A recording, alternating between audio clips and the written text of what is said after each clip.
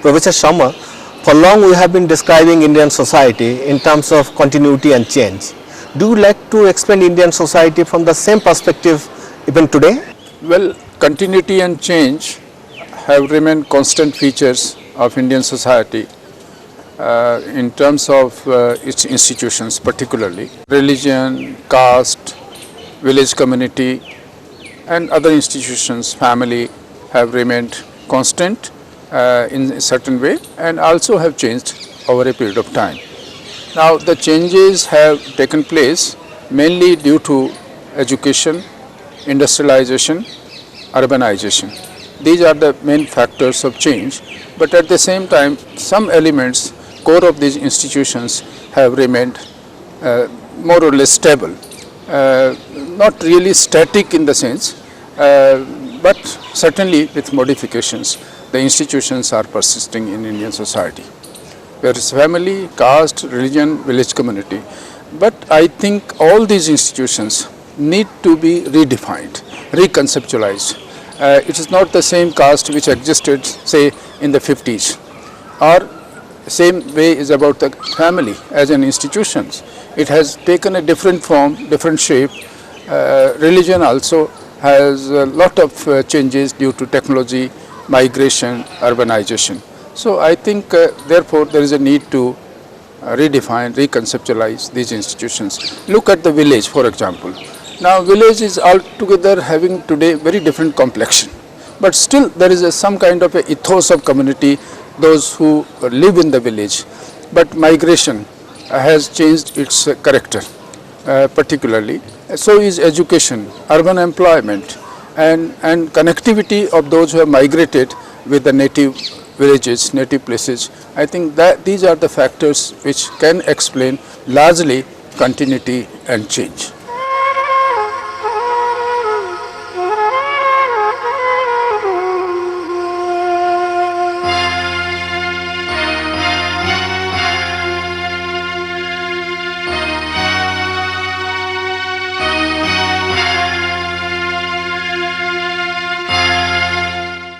Has there been any change in the relationship among the various social categories in rural India today? Now, for example, the kind of cooperation and mutual help used to exist, prevail in the village community is not there.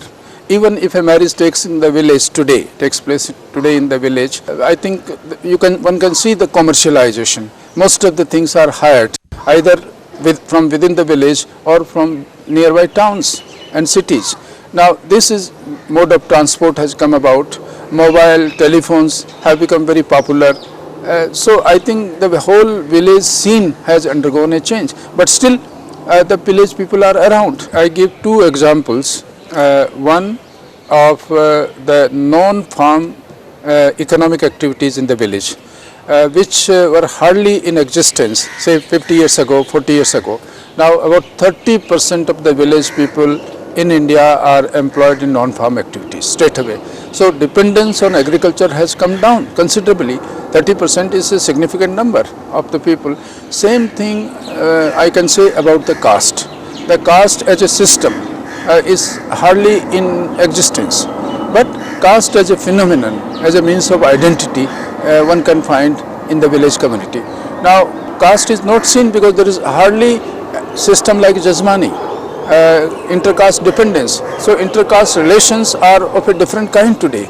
They are dependent more on mutual give and take, more on political and other interests.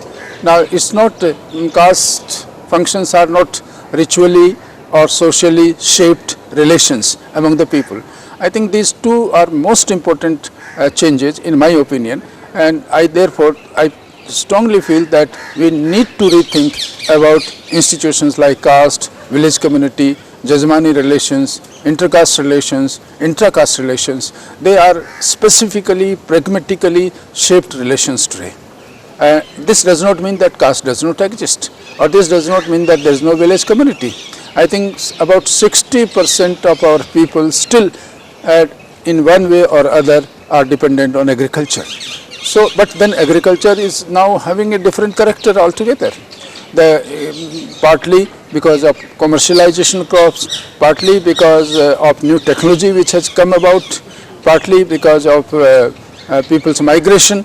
All these factors have come about which have changed the nature of agriculture and therefore relations among the people, because intercaste relations generally were around agriculture, because most of the people were involved in one way or other with agriculture in terms of intercaste relations.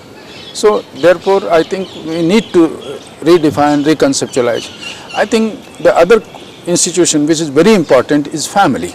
Family and individual, I think both have become very important units of social status and power.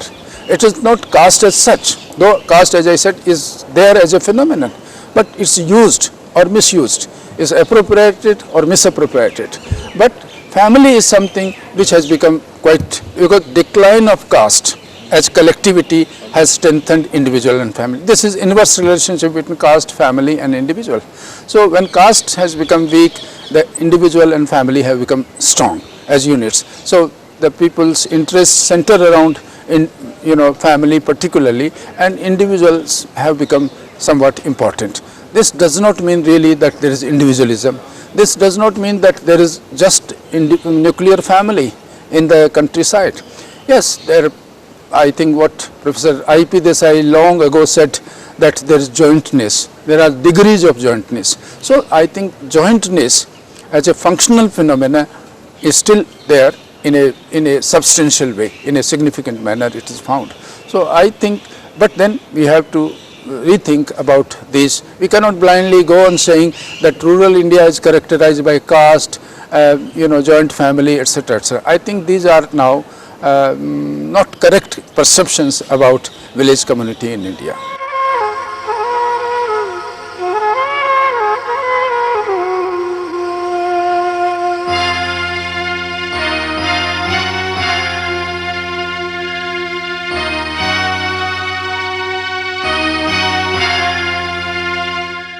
What has been the role of conflict in contemporary social relations in rural India? I think not really these three factors as such, but in my opinion, maybe I am not exactly right in saying this, but most of the conflicts or even litigations are centering around political interests, factions, and therefore most of the time one seeks that one belongs to this particular faction or so-called political group or leader and all that, and therefore they work against each other whenever they are, because the elections have taken deep roots in the countryside, whether these are elections of the credit cooperative societies or village panchayat or for state legislature or for Lok Sabha. I mean, the people are divided, and this division sometimes apparently on caste lines, sometimes on political parties basis, and sometimes based on the interest, local interest. So I think that is very important.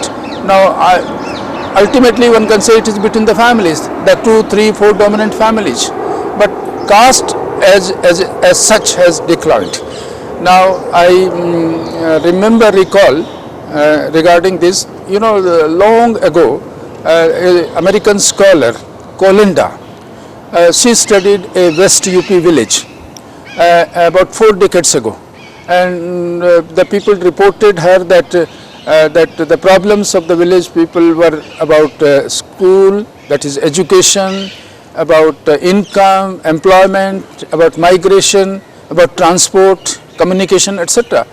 And she visited, and so she concluded that development, dialogue, discourse was essential to the people in Western UP.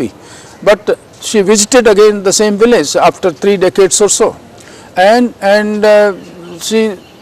people reported her that no, now the upper caste people cannot see their women with an evil eye. If they do so, they would not tolerate and react in a strong way. And that means the discourse has changed. It was discourse about dignity, about honor, about what we call ijat. Now, so I think change has taken place, and it is this change which necessitates reconceptualization, redefining of village community. So we have to think of the change, the transformation, and this change and transformation, I think, would mean that we have to have a relook at some of the basic institutions of Indian society. Two implications: one, that the opportunities which people were seeking by way of migration, they are now to some extent available in the village itself. And because of road, transport, because of communication, because other non-farm avenues are available.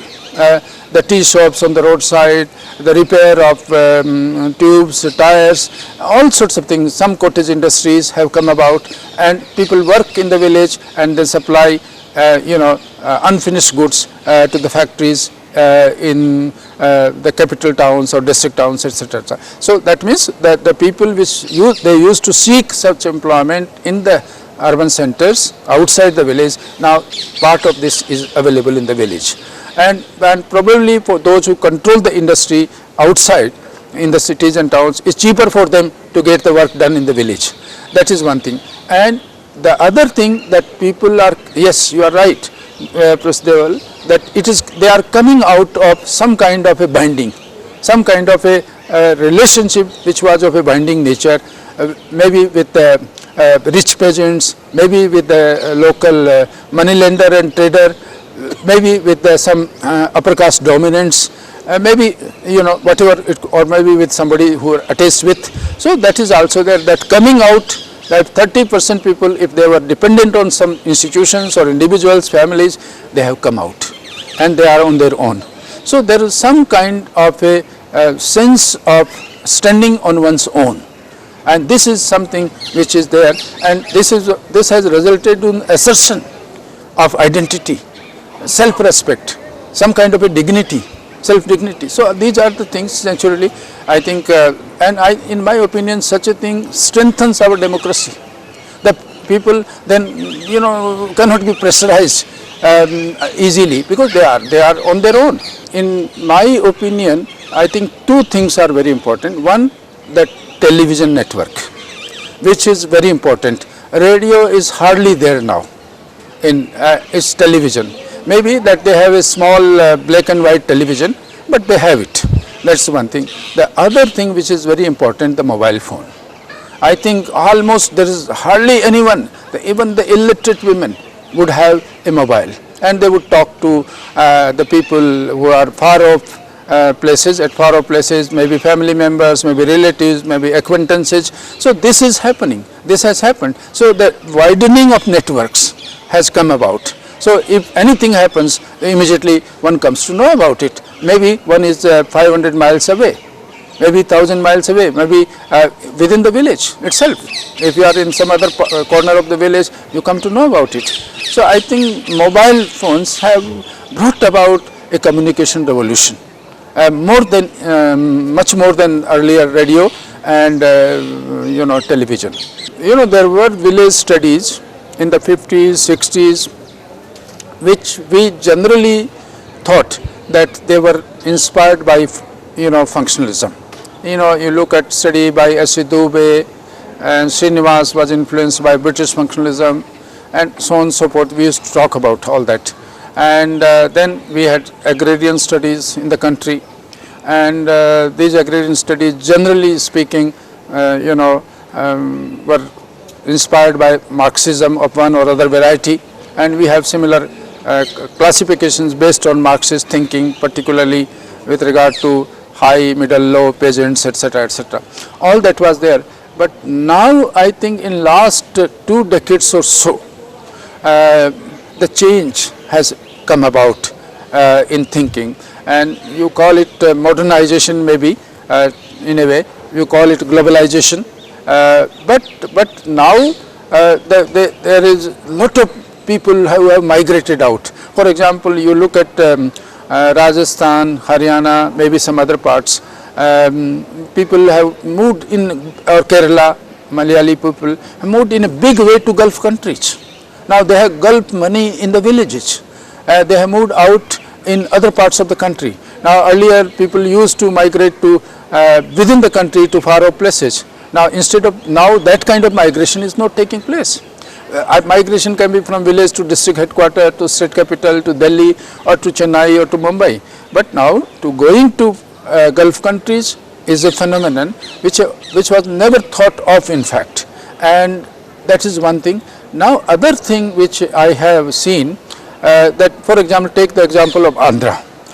From Andhra, from coastal areas, people have sold off their land and come to Hyderabad, settled down, bought a piece of land or managed a house, getting education for children, settled down. From Andhra, almost from every village, at least one or two people, or in some villages from almost all families, most of the families, people are in Silicon Valley in United States, in California, working as engineers.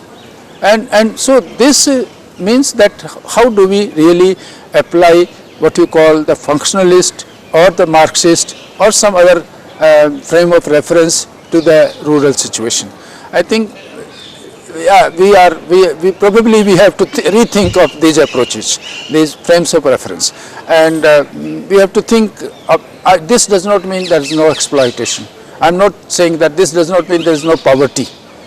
I don't mean that there is no integration or cooperation. There is cooperation, but nature of cooperation has undergone change. It's not relationship that one is related to two, two is related to three, three to four, and therefore there is a holistic whole. We get it. I think that kind of a nature of society probably is not there. People take their decisions, move around, they consult the people they want to, they are invited, they invite the people of their choice. It's not that in general way they invite all the members of the caste. So the functionalism, needs to be refined. It's not that. It's not that people don't raise their voice against exploitation. Yes, they rebel, they revolt, they go to police, they mobilize people, they take out processions, they oppose unequal distribution of water from the public resource. Now these things I think are happening, so therefore there is people's voice is coming out, and with coming of people's voice the functionalism of the traditional nature becomes weak. But it's not that it's all the Marxist, no, because there is globalization, there is migration, the people, the sources on which the exploitation used to prevail, those sources are no more. That kind of system does not exist, and that kind of industrialization has also not come about. So there is no such the bourgeois and the proletariat. I think in the country as such has not come about that kind of situation. So, but yes, in agriculture under the feudalism we had this problem of master and worker or landless peasants. That kind of system is, in that sense, does not exist. Now a construction worker or agriculture worker says, I'll take 150 rupees if you want to work from me, otherwise no. Now this is something very important, no bonding, no bonding. So I think we have to even rethink of these traditional theoretical orientations and their applications to village society particularly.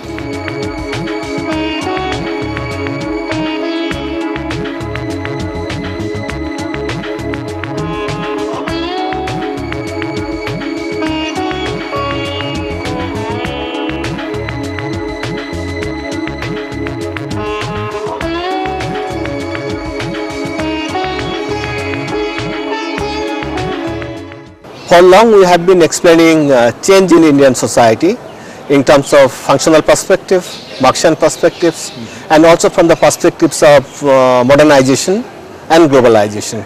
Do you like to critically examine the relevance of these perspectives in explaining change and continuity in Indian society today? I look at globalization as a renewed form of modernization. I mean, it's another step, another step. Earlier we used to think of modernization in the construct of impact of colonial rule on India and the technological advances which had occurred after independence. That was put together was modernization.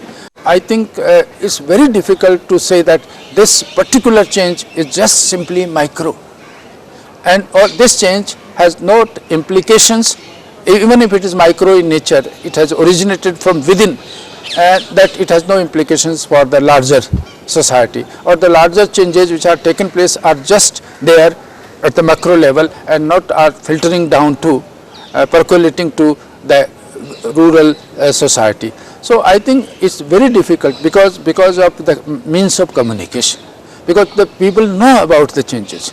They come to know about, maybe that the level of education is not that high, but the people know about, and that is something which is taking place. So I think modernization will remain a persistently a process of change, because modernization is not, in my opinion, it's not an ideology as such, it's a process of change.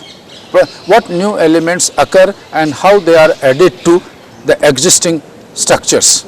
That is the, so globalization is one step ahead forward compared to what was considered as modernization. I think it has affected certainly culture, it affects the people, sometimes it has resulted into some kind of withdrawal of some of the privileges or concessions given to the people. Weavers were given subsidies and loans of small amounts. People say that after globalization the state has withdrawn some of these things, and so people should become more competitive. They fight for their own existence, survival, they look for employment, there is a competitive situation. But one thing I would like to mention here, the most important thing needs to be done about Indian society is capacity building. Now you have opportunities, you advertise the post, people apply, but some are selected, and again similar kind of people are selected. Now why this happens? Because others, the 1,000 people who compete for, they are not selected, because they are not capable of competing with those 5 or 10 or 15 who are selected for these positions. Now this capability building, this is most important aspect, and unfortunately this means that there is no fair justice, and this some kind of a problem exists with our system, and probably system is not able to deliver opportunities, real opportunities to the people, so that they can compete with others. Thank you, Professor Sharma, for joining us today and giving a lot of descriptions about the change and continuity in Indian society, and also talking about globalization, modernization and their relevance in explaining the contemporary change in Indian society. Thank you very much for joining us. Thank you so much.